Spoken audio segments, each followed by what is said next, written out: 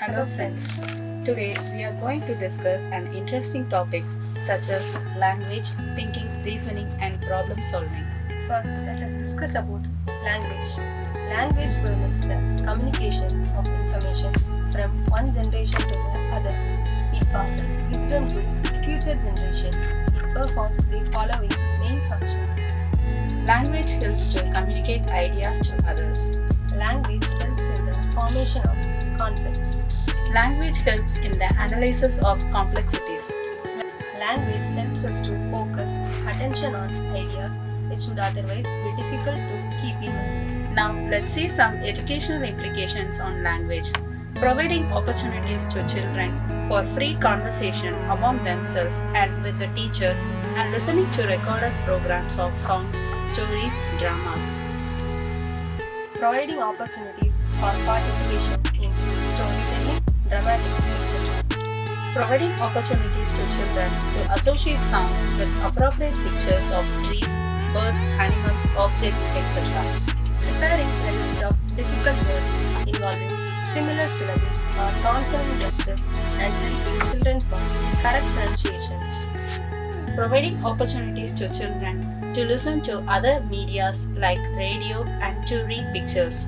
Asking children to spot find differences in two or more similar pictures or to name a particular action in a picture. For example, whether a girl is standing, sitting, running, etc. Presenting suitable aids and materials for identification, discrimination, and to develop reading readiness of children. These are some of the educational implications of language. Now let us move to another topic, thinking.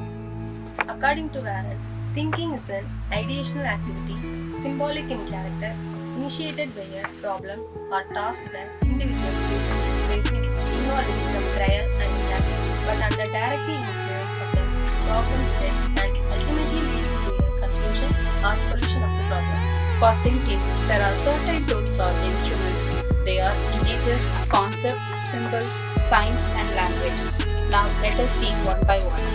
Images as mind pictures consist of personal experiences of objects, persons, or scenes once actually seen, heard, or felt.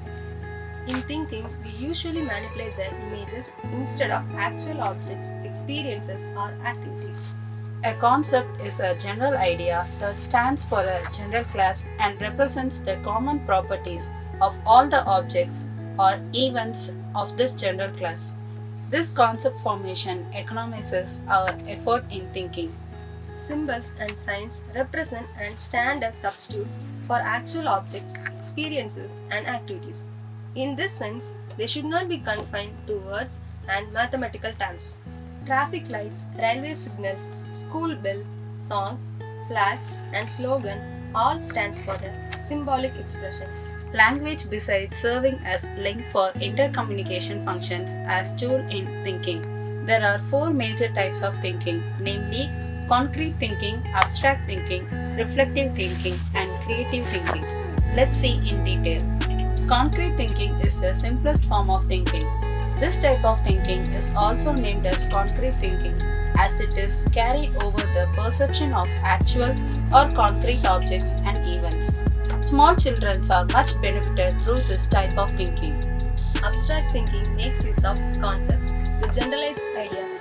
This type of thinking is regarded as superior type of thinking to perceptual thinking, as it economizes efforts in understanding and helps much in discovery and invention. Reflective thinking is somewhat higher form of thinking.